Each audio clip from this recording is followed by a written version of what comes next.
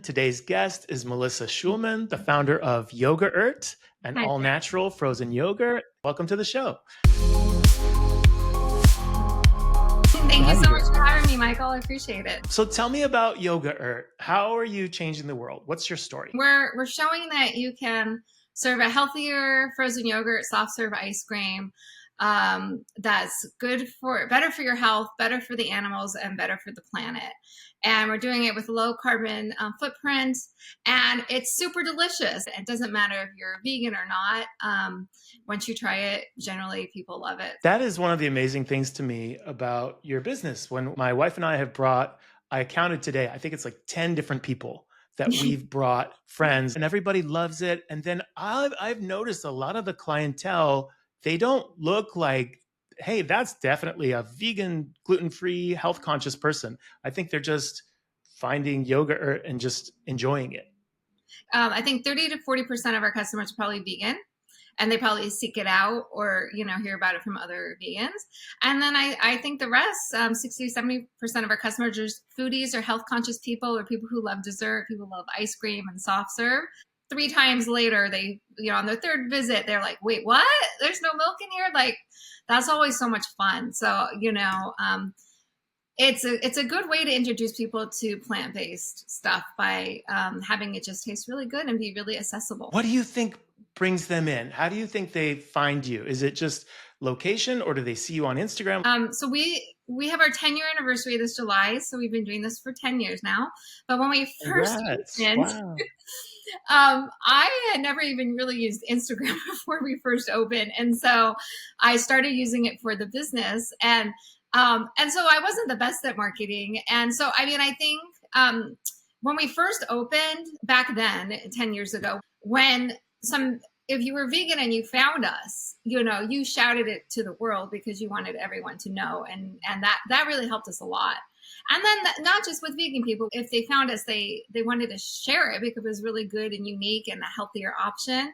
So that really helped us. I marketed on social media as well. I hired a PR person the first month we were open.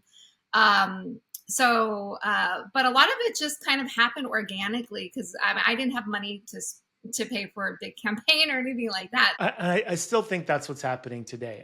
Among my friend group, like that's literally it. My wife's vegan. She's like, hey, come to this vegan ice cream. And then I tried it. And I was like, it's not only that it tastes amazing, Melissa, but I feel good after I eat it. And that's something we've noticed. We've been to a lot of different places that have like maybe ice cream and a vegan option. And so afterwards, though, like after eating at some of those other places, we'll feel not good. And I'm like, I don't know what they're putting in their stuff, but I don't feel good physically, means I'm not going to go back there. But every time I go to Yoga-Urt, I always feel good. And I never feel like a sugar crash or any of those negative things. I just feel good and I feel happy. And it was it tastes delicious. So I'm just like, this is great. That's great to hear. And I hear it a lot, and it's really nice to hear. And I think it's because we use really clean ingredients. There's no preservatives or fake colors or anything like that. If it's blue, it's from blue spirulina. If it's green, we're using green spirulina. Like, it's really clean ingredients. And so I think people can taste the difference. And plus, we make everything in-house from scratch in small batches. And so it's super fresh, and we make our own hand squeezed almond milk. We're not the almond milk we make is just made with water and almonds. So there's no crap in there or anything like that. And so I think that's why people feel good. And also, if you're lactose intolerant or you have other allergies, obviously it's a really good option, and you'll still feel good. It's like a bakery, right? Because I think a lot of, like, as we understand bakeries, like they go in every day and they make the donuts. My understanding from what I'm hearing is every day you're making almond milk from scratch. In every store. So we're licensed to manufacture. And so basically we have a soft serve maker that goes in the morning, and they start by hand squeezing the almond milk, and then they make our almond cashew base. And then from there, we do flavoring. We usually flavor the base from the day before, and then we add the probiotics, and then it's ready for the day. So honestly, it's like a 4 to 6 hour job every day. And the other beautiful part is by making the almond milk, we make our own almond flour or almond pulp that we turn into flour. That's left over from making the almond milk. And so that we're actually able to use in our cookies for ice cream sandwiches and in our pie crust. And very soon in our waffle cones, we're going to debut a new waffle cone next month. Wow. That's Yeah, awesome. very excited. We have experienced the tacos, which you guys make like Yeah. kind of like a taco out of a waffle that you fold, and then you can buy an ice cream taco for a limited time. We love the ice cream taco. My wife said, I have to tell you that vanilla is our favorite. Yeah. She said, I had to tell you Okay, that. But we love the ice cream tacos. It's yeah. so fun. Yeah, they're just very labor intensive. So we try and make them in off season and for special occasions. But yeah, they're delicious. What's your story? How did you go from getting the original idea, I'm going to make a froyo place, and how did you get that idea, and then to now? And yeah, I mean, the idea came in, I think, 2011 or 2012. I was at lunch with my cousin. I had just completed a yoga teacher training and was kind of immersed in the yoga world. I wasn't working. I had taken a year off from my corporate job after 12 years. Yeah, during this lunch, the name Yoga-Urt came up, and the idea to create like a healthier, soft serve frozen yogurt combined with a yoga studio. Originally, that was going to be the idea, and so something about that was just really appealing to me. Really wanted to spread yoga at that time because it was so beneficial in my life and to a lot of the people that I knew, and so I started researching the yoga industry. I started researching the yogurt industry. And the more that I researched, the more excited I got. And then I started getting obsessed with it. And I just worked on a business plan. So I visualized the whole thing, the feeling I wanted customers to have, the kind of product, because we didn't have the product yet, but the kind of product that would match this feeling. And knowing I wanted to have what's the feeling? Tell me the feeling. Just like the yoga high you get at the end of a yoga class, that feeling of just so happy, relaxed, peaceful, fulfilled, love, that's the feeling that we wanted people to have. And so, I worked on the business plan for like 6 months to a year. Tried to get investors, couldn't get investors, didn't have any money, didn't know how I was going to do it, didn't have a product still. Went back to the corporate world, tried to save up as much money as I could to hire a team to work on the product as soon as I had the money. And then eventually, a couple of years later, I was able to hire a chef I had met at a yoga retreat and a food scientist I had found on LinkedIn. And I was very kind of clear on the kind of product that I wanted. And then they each had their expertise. And so we had like a kickoff meeting, and then the chef would work on the base at her house. And then every couple of months we would meet where there was a frozen yogurt machine, and we'd run it through the machine, and we'd each give our critiques, and then we'd repeat. And we did that for 9 months to a year to create our first couple bases and our first 10 flavors. So that then I was like, okay, we're on to something. We're having, we're creating the product. At the same time, I was saving money, trying to see if I could get a loan to open the first store.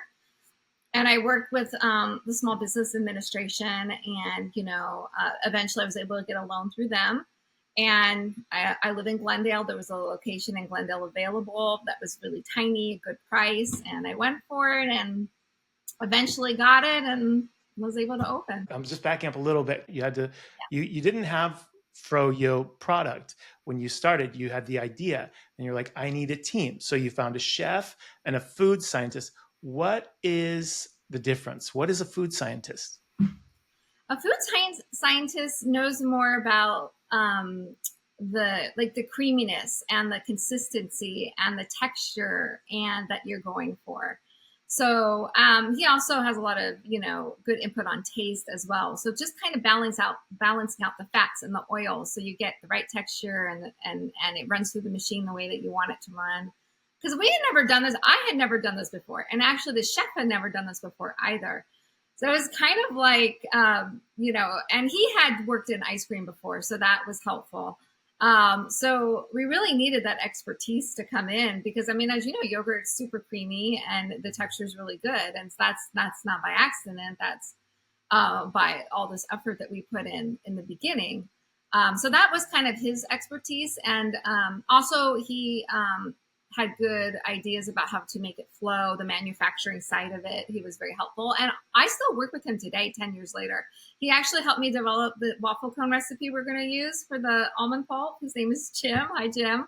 And whenever I have a problem or a question, over the 10 years, I would always reach out to him. So it was a really good find on LinkedIn. Hey, that's how it happens sometimes. Yeah. You just stumble across somebody's profile. Yeah. So, and then, the chef has her, she knows about the ingredients, and I think it was her suggestion to add in the cashews to the base, which was a really good one. Also helped with the creaminess. So it was a good team. And what about flavors? Like if you want to create a new flavor, how does this happen? Well, we're working with a different chef now named Megan for the last 9 years, and she's amazing too. And basically, she would come with her list, I would come with my list, and I would also post on Instagram and ask our customers what flavors they want to see for the next year. And we would just go over all the lists and pick 2 to 4 that seem, like we were excited about or seemed doable. I slowed down in making new flavors the last few years because we have over 35 now, and we can only have 6 at a time. One time, a couple years ago, I remember my sister said, "Stop making new flavors. You don't have room for them." And so I did slow down at one point. But we're going to have a few this year. We'll just talk about it, and then she'll pick up some base and she'll work on the flavors, and then we'll taste it and approve it.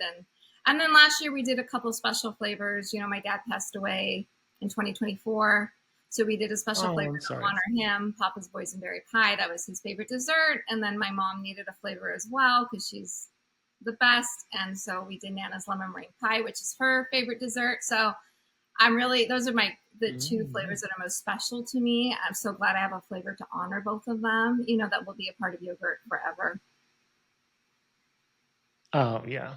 That's really special. Yeah. So this is, I hear you talk about your sister and your cousin and your parents. So are they part of the business now? Are you a solopreneur? Like what's the structure look like now, 10 years in? I'm solo. Honestly, I've been solo from the beginning. I had help from my sister and her children at some events the first couple of years. They definitely helped me at the vegan street fair, and we did some music festivals, and that they would help out at the events. And then my dad was a big part of it on the financial side.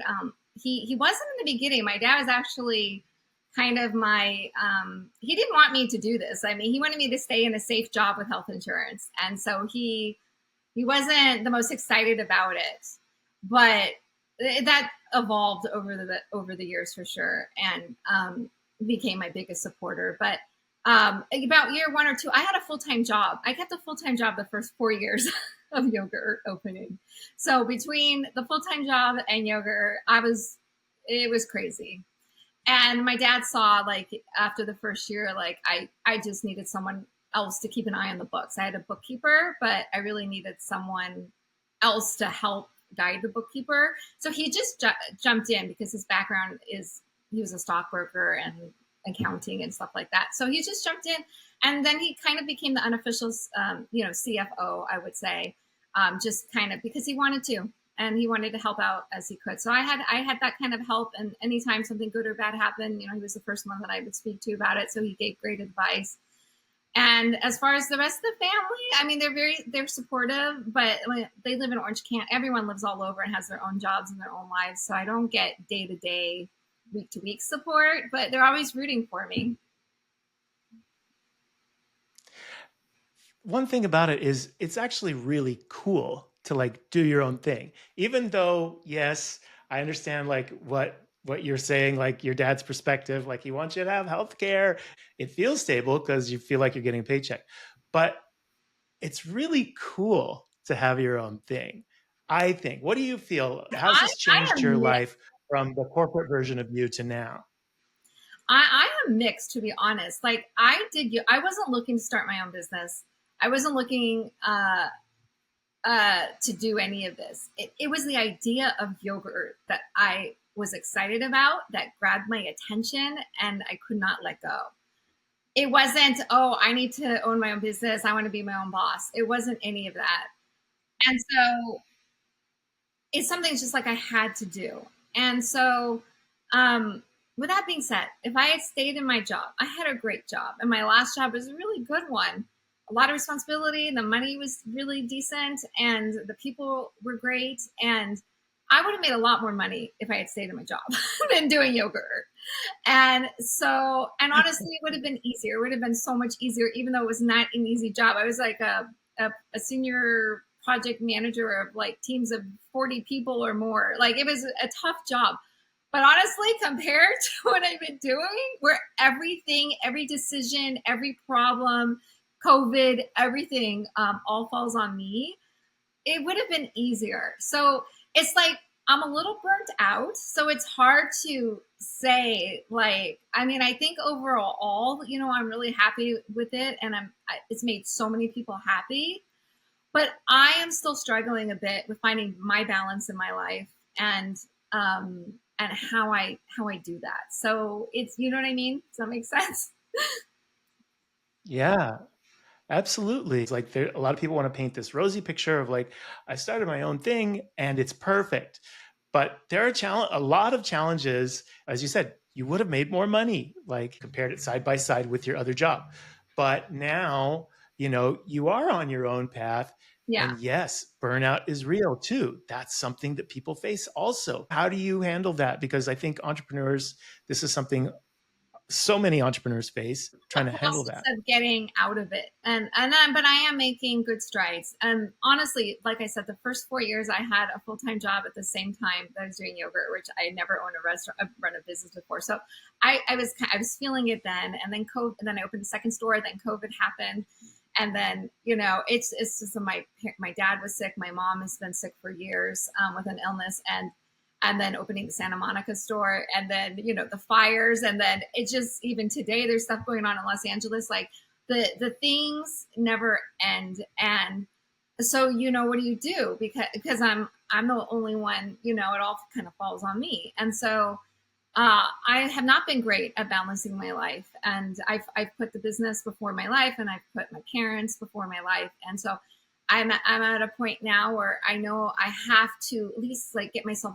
equal to the business and my parents, and so that's what I'm striving for. And I did a coaching last summer, and it really helped me, I think, to kind of look at things a little bit differently, and try and make myself more of a priority, and have more boundaries, with my team members, and with the emergencies that come up, and everything. I'm not perfect, and I make mistakes and say the wrong thing sometimes, but like just it's helping me handle things better overall. And it's a work in progress, but I'm really trying to work on it, because yoga is such a special place, and so many people love it so much.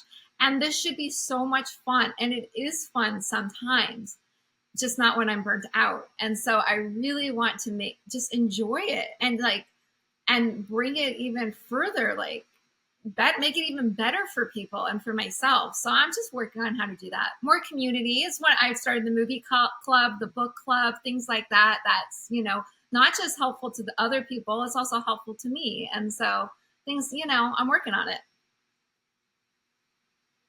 Yeah, so you're doing like community building, right? You started a book club, you started a movie club. So tell me about that. What's that brought to your life that made you feel more in balance, and more like move you out of a burnout place and more towards a balanced place? Yeah, owning your own business is very isolating. So that was a surprise to me. I didn't realize how isolating. I was not happy at the end of last year, and so I really thought, like, what can I do? What what can each person do? And what I can do is like, we have this whole community through Yoga-Urt, and I can bring us together. Like, we're probably a lot of people that go to yoga are like-minded people, you know, they probably like a lot of the similar things that I like, and they probably feel a lot of the same ways that I feel. And so I was like, well, I have these spaces and I have this platform. And so let's like build community. Let's do some like potlucks, and let's do some, let's start it. And then I don't read a lot, but I like to read. So let's do a book club. And then when I was watching the Academy Awards, the director gave this speech about how we need to support the movie theaters. And I was like, I love movies. Let's start a movie club, and then meeting some of our community. It's just been really lovely. And it is nice to talk about things and, connect in a more, in a good way with the community that comes to Yoga-Urt. And so it has been great so far. I mean, it's only been a few months, but I'm really enjoying both of them. That's like one of the beautiful parts about Yoga-Urt and my journey is it has thrown me into so many roles. Like even doing this podcast, it's like something I never even thought I'd be doing. And it just is constantly challenging me and constantly bringing me new opportunities, and which is both scary, but it's the good kind of scary, where you challenge yourself and you see what you can do. That's how I measure my own fulfillment, is like, could I have never predicted like the situation that I'm in right now? Oh, now we're talking about this. Didn't know we'd talk about this. This is so cool. You mentioned like a version of the founder of Yoga-Urt that's like really fun. There's no problems. There's only the good stuff. What does that look like? Well, I think it's eventually having some kind of assistant or manager that handles the problem so that I can, so that they less fall on me. So I think that's part of it. And then, I mean, to grow, I mean, and when I say grow, I don't plan to open more stores. I feel like I'm kind of at my limit. That's part of discovering, what I can do or can't do. But franchising and opening more stores in that capacity would be amazing. And I really, I have one franchise store so far, and I really enjoyed the process of meeting the franchisees and training them and getting them going and seeing their process and helping them. Like that was really fun and exciting for me. It was a lot of work, and the first one, obviously, it was more work than probably the rest will be. But it was actually a lot of fun. I mean, they are super excited. They were super excited. They're still excited. And so their energy was really good. And so, I mean, and then still just making Yoga-Urt the best it can be, getting it out in front of more people. Promoting it more, doing cool things like the waffle cone thing that we're doing soon, more new flavors.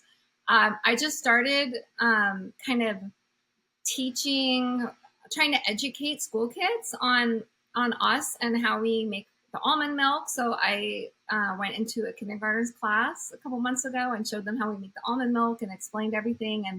And last week we had some fourth and fifth graders come to the Santa Monica store, and I showed them the same thing. And I actually think that's something that I really like to pursue a little bit more, because some people are still scared of the word vegan, and they're still scared of something that's different.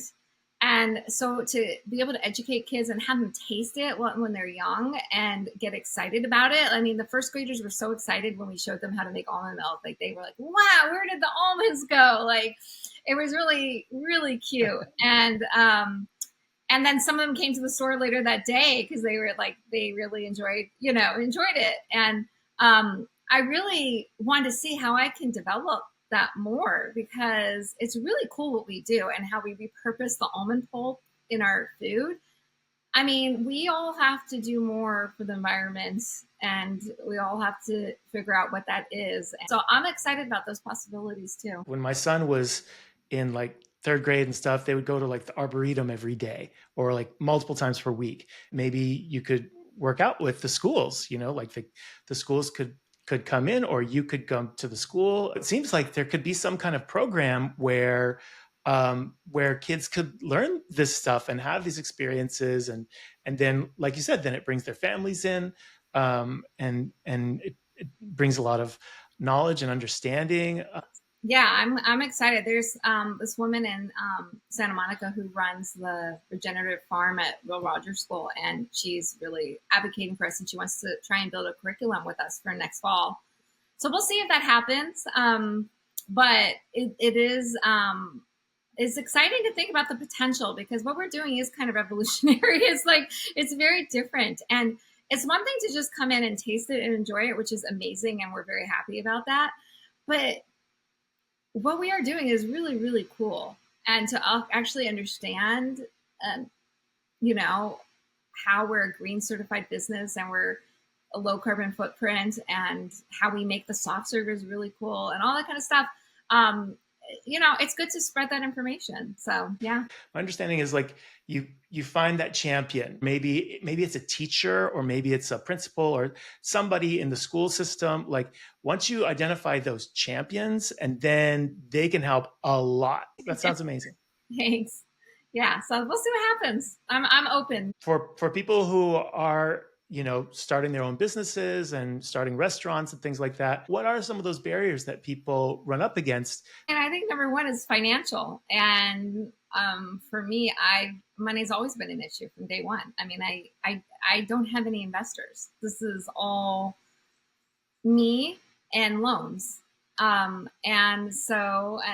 loans, I'm still paying back. And so it's always been harder for me as like the first year we were open in Glendale, everyone was like, oh, open one here, open one there, I'm like, do you guys know how much this costs? Like, wait, who's gonna pay for it? Like, everyone wants one everywhere, but they have no idea how much it costs. These things aren't cheap. And I was like amazed that I was able to do one, 10 years ago. And so, then I got another loan for my second store. I got another loan to open the Santa Monica store. And so I'm not someone who comes from money or anything like that. So that's part of the problems. Basically at some point I have to grow in a big way. I have to grow a team, and I have to grow with money in some capacity. In the meantime, I can continue growing with franchises and probably start slowly building a team that way. But if we're ever going to get really, really big, I'm going to need, a bigger team and bigger capital. And right now, with the way the economy is, I'm not seeking that per se. I really want to have all my business stabilized and doing okay, and the franchise doing okay. And I'm not even heavily promoting the franchising right now, because I know the economy is so weird right now. It just feels off to do that. So hopefully I won't feel that way soon. And I still get people that are inquiring about franchises all the time, just because it's on the website and it's in the store. So people are still inquiring about franchises all the time, but I'm not heavily promoting it. And so I'm just letting it go organically. That's the gift of not having investors, to be honest with you. So there's a good side as well. And the good side here is I don't have pressure from anyone telling me, oh, you have to do this, you have to do that. Why don't you have 5 franchises by now? Because it's just me. So I don't have that pressure. So I'm just letting it go organically right now. I would love to get a couple more in the next year. And then at some point I'll probably be a little bit more aggressive about it, trying to, market it. But it made me think of like 2 things. So one of them is just like San Francisco, like there's this whole like investor culture of like VC people, and they're just always looking for things to invest in.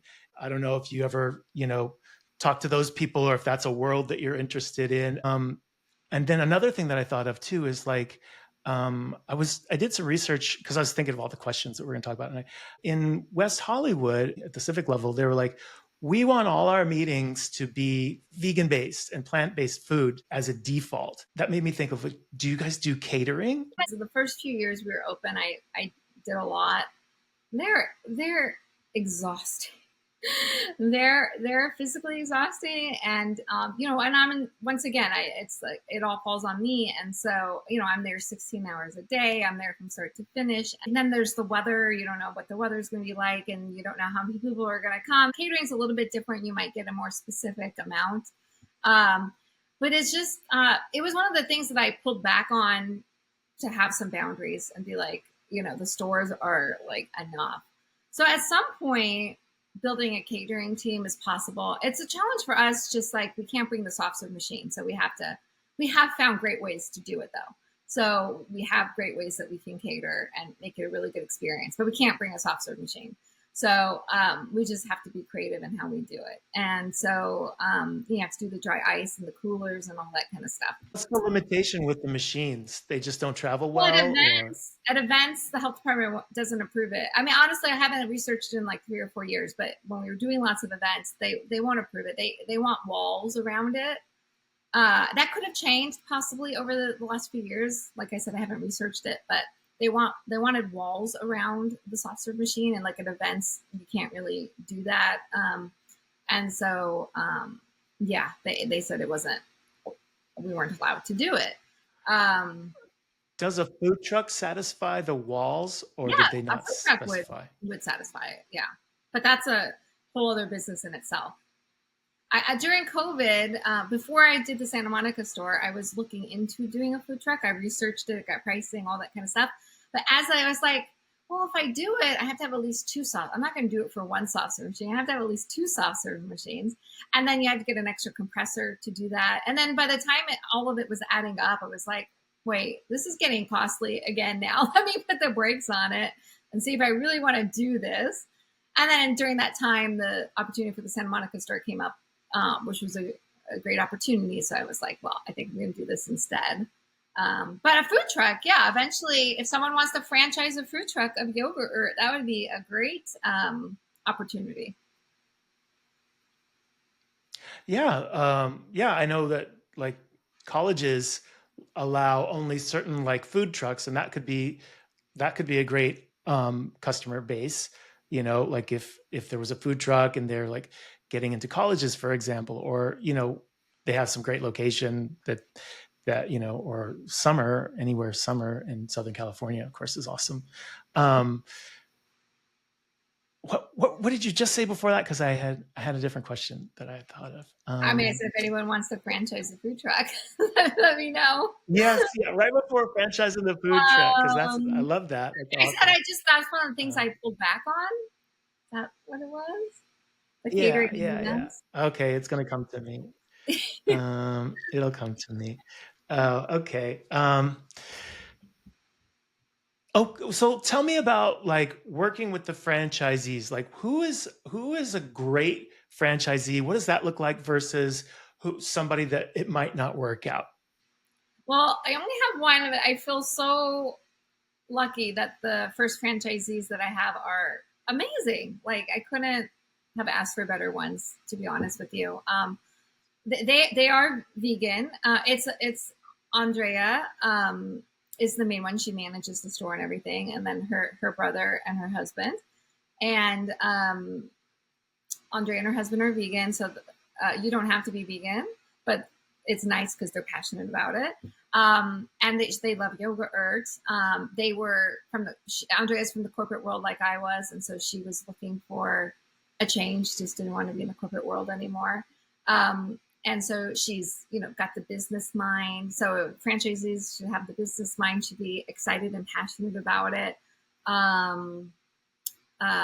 It's good if you have support, which, like she does have support from her family. Her mom is one of the soft serve makers. Her brother works in the store. So you don't have to have that, but it's great if you have, some support in some capacity. To have the financial end of it, obviously, that's a prerequisite. And just, a good person and someone who cares and someone who cares. I mean, because you're held to the same things that I'm held to and everyone's held to. The product has to be, you have to use the same ingredients. You have to not run out of things. You have to hire good employees and, make it a good experience for the customer. So. Yeah. Yeah. So what I'm hearing is caring, right? Like, and then they have the support, they have the mindset to, for, this is a business, and you want to always have always have the product be great for everyone, and of course it's also about making money so the business can continue as well. So yeah, that all tracks 100%. Yeah, business mind, kind, like-minded. If you're a yogi or you hopefully practice yoga before and you just have, understand the feeling that we're trying to create and honor of it and all of that. I really feel like when I'm talking to you, there's some like amazing partner, that's like, I don't know what level they're at. If they're like maybe they're a yoga studio, or maybe they're a famous yoga practitioner, a yogi, or maybe it's at the civic level, like in West Hollywood, where they're like, we want to do vegan first. It feels like there's some kind of amazing partner out there that can partner with you. I mean, we'll see. I mean, from my perspective, I just want to keep doing what we're doing, giving everyone a really good experience with a great product, creating some new flavors. And we have our 10-year anniversary in July. We're going to celebrate that for sure. So a lot of planning I'm doing right now for that.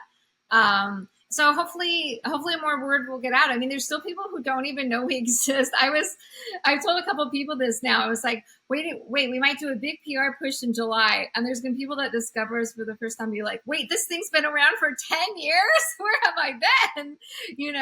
And there's still a lot of people who don't even know we exist. And so we really hopefully can get in front of them because, it's so good. It's so good. It is. It is. And so you have like, correct me if I'm wrong, because I have been to all the locations, but I think the biggest one is the Santa Monica one by far. It's a lot larger footprint. Is that right? Oh, by far. It's bigger than we need. I'm not complaining, but I bought that one from someone who was selling it. They didn't want to do it anymore, and it was a different frozen yogurt store. And so I would never have probably leased out a place that big or built out a place that big, but it was already pretty much set up for us. And so, yeah, so it's huge. It's 4 times bigger than my Glendale store, which is the first store that I opened, which is tiny. It's a little too tiny. And then like Echo Park is kind of like the perfect size. Or Granada Hills is a great size too. Like those are the two that I would say are more like for the franchisees, I say like the Echo Park size is the size that you kind of want, because that has about an outdoor patio, but it also has indoor seating, and then the kitchen is a decent size. I mean, Santa Monica, everything's huge. The kitchen is huge. The soft serve machines are huge. The seating area is huge. So yeah. Is it like 3,000 square feet in Santa Monica? It seems like it's I huge. think it's less really than big. that, but it's between 2 and 3. I mean, there's even like a little office, and there's a lot there. There's a little loft above. It's crazy big. We're gonna try and make update some of the seating in the store. I really just used the tables and chairs mostly from the old store because I was really trying to do it as quickly and as cheaply as possible when we bought the place. But I'm trying to upgrade some of the furniture by our anniversary, so we'll see how that goes. Just a little more loungy kind of a feeling, some couches and stuff like that. Yeah, because it's so big. Yeah, I love that there's so much space. Yeah. Like you can go in there and you don't feel like, oh, I've got to leave. I got to get out of here because somebody else is going to need the table right away, but you can like hang out and chat and like think about, okay, maybe I should get some pints to go home or like... Yeah, I mean, we have games there too, especially in the wintertime. We kind of update the games, because winter we slow down. So it's a great place you can come and get some ice cream, some hot chocolate, and play games and hang out. Yeah, it's so big, but it's good. When you're opening a new location, how do you think about in terms of like, because in Santa Monica, I think it's right across the street is like a more traditional like frozen treats place, like dairy based ice cream or something like that. I don't remember off the top of my head, but I think it's something like that. And I know that another location, Glendale, there's the Hawaiian Ice place. How do you what is it like for you as the owner when there are similar but distinctly different businesses nearby. Do you feel like it creates a synergy? Does it create more foot traffic? Like, how, does it translate into more sales? So in both of those situations in Glendale and in Santa Monica, we were there 3 years when the shaved ice place opened up next to us, and we were in Santa Monica for a year and a half before the ice cream store opened up across the street from us. They weren't my choices. So that's number one. They weren't a choice that I made. They were something I had to accept. I would not have made those choices. And so it's a very difficult place for me to be in. It's actually been very hard on me personally, and somewhat the business, if I'm being honest, and I'm usually very honest. And they're both situations very different. With the shaved ice place, it was very minimal impact to our business, I would say, but the fear of how it would impact our business was there for me, and the whole experience. And then they are literally right next to each other, so the customers sit at our tables and with the shaved ice in the plastic bowls, and that's not what I created Yoga-Urt for, you know. And so it's been a very big challenge and part of my burnout, if I'm being honest. And same with the ice cream store across the street from us in Santa Monica. Not a choice I would have made. It was a choice that was forced on me. And it's something where you have to watch the whole build out. You know, it's a very painful experience, if I'm being honest. And the fear of how it's going to impact your business. And when you're offering something different and unique, it's a little harder to get people through the door versus when you're offering something that everyone knows, like a shaved ice or dairy ice cream. It's a lot easier for people to just go there. So when you don't have those things right next to you, you're more willing to get the people in the community and people driving by to come into your store. But when you offer something that's more common, it makes it harder. And so it's been very hard, to be honest. And in Santa Monica, it has impacted our business, not as much as anyone would think. Like, I'm really proud of us and our community and our customers, but it does, and it's hard. I know some people want me to answer this differently, and they want me to be like, oh, it's fine, you know, and it is fine. Ultimately, I don't have a choice in it. You know, it's fine. It's business, but I'm allowed to have feelings. I mean, this is very personal to me. I've put all my money and all my time and all my life into Yoga-Urt the last 10 years. So it's just very personal to me. And I've had to work very hard, especially in the last year, to kind of shift my mindset on it, because I cannot go to either store and not see it. They're both right in front of my faces. And I'd rather people be eating Yoga-Urt than eating the typical dairy ice cream or typical shaved ice. You know, I'd rather them be eating Yoga-Urt. And so it's not something I love to see right in front of my face all the time. But at the same time, we're all in the business to make people happy. We all want that. We want our customers to be happy. We want people to feel good. So everyone's allowed to choose what they want. I have no issues with people choosing what they want. I just wish that I just would have made different choices. And so it's not something I would have chosen. So I hear you. Like I didn't know that yours was first in both locations and that the other people opened up. That was part of a unknown thing for me. Like, did they already have a location and then you opened up, or was it the other way around? So now I'm finding out, okay, they opened up after you, and it sounds like it felt very personal to you because, like you said, you put your whole life savings, you put all your work and your time and effort into starting, and your thing is unique, is the difference, right? Their thing is a known quantity, you know, like it is shaved ice. It's like a, you know, a thing that you understand what that is. Yours is the cool thing. It's the new unique thing, and it wants to grow, and it needs to be understood to grow, you know, and enjoyed. And that's part of the disappointment of, there's so many kids in both locations who would get Yoga-Urt if those weren't there. And with having the shaved ice or the ice cream store right next to us, a lot of kids are just going to choose that because that's what they know. And if they weren't there, they would choose yogurt, which would be a healthier option for them. It would be introducing them to something new, and it's just as tasty, if not more. And so there was a lot of disappointment in that as well. That's why I'm excited about the education end of this, and going to the schools and introducing it to them that way. I mean, there's real feelings.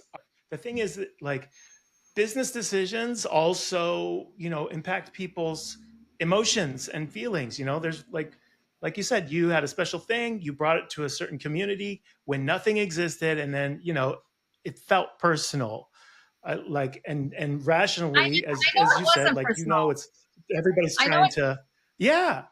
Yeah, I know it's not Oh, personal, go but ahead. it still felt personal. Yeah, rationally, as you said, it's not personal. Everybody's trying to bring, a wonderful experience, frozen treats, in whatever form. But the feeling is still there. So I think that's really important to feel. That's a thing worth talking about and communicating so that you can, like, feel heard. Yeah, I mean, especially the second time it happened, I thought, why does this keep happening? What is going on here? And I even asked our customers at one point. I was like, why do you guys think this is happening? And I mean, what I came up with, I think they just pigeonhole us into, like, we're vegan ice cream and we're pigeonholed. And I don't know why, if they haven't tasted it, because the taste is really good. But I think there's some pigeonholing happening and underestimating of us. And then but so that's my opinion of why it happens. I don't really know. And then I've asked people, my close family and friends, why do you think this is happening? And there's got to be a bigger picture, a bigger meaning. And I think through my coaching last year, it just kind of opened my eyes. Like, regardless, I need to stop focusing on them and focus on Yoga-Urt and, like, elevate Yoga-Urt. And Yoga-Urt is so unique and it has so many unique gifts that no one else has. So why am I focusing on anything else but that? And that's that's guiding me this last year, and it's taking me to a lot of good places, and Yoga-Urt to a lot of good places. So I'm just going to continue that. So to end it on a positive note, it did hurt me. It has been very difficult. I lots of sleepless nights and everything that you can imagine, but I am in a different place now, and I'm just going to focus on Yoga-Urt and how I can elevate Yoga-Urt. I think you've identified the thing you can do. You can keep on your path and you can work with your strengths. Your strengths are creating something awesome and living a life that's awesome. And you're generative. You create cool things all the time. And that's who you are. That's who you've shown yourself to be by doing a business like Yoga-Urt. And if other people are doing their thing, great, that's for them to do. And you don't have to worry about it because it doesn't reflect on you negatively. Whatever they're doing only just shows, like, hey, they're trying to get close to you where you're doing the cool thing. And other, there's, like you said, you have a whole community of people who love what you're doing. So those people are supporting you, and there's a reason why, because your vision is awesome and your product's awesome, and people love what you're doing. So that's why. And they love how you're doing it. And that's something that you're unique in. Mm-hmm. You're the only one that can do that. Yeah. Yeah. And once again, our product is amazing. It's like, I taste all our competitors and all of our, the people that move in next to us, and, cause I want to know. And I feel very good about our product. I mean, it's amazing. It doesn't matter if you're vegan or you're not, or you're not, or whatever your diet restrictions are. It's just delicious. And so that's kind of the most reassuring of everything. We just keep making delicious soft serve, and, what can go wrong? Yeah. Yeah. Yeah. Well, after this, I'm gonna ask my wife if she has some time so we can go to Yoga-Urt tonight. I'm so glad that we got to have this chat, and and that you were so generous in sharing your story and everything. So I hope all the years and all the success keeps coming. So this is wonderful. Thank you, Thank Melissa. you. Thank you so much for having me on.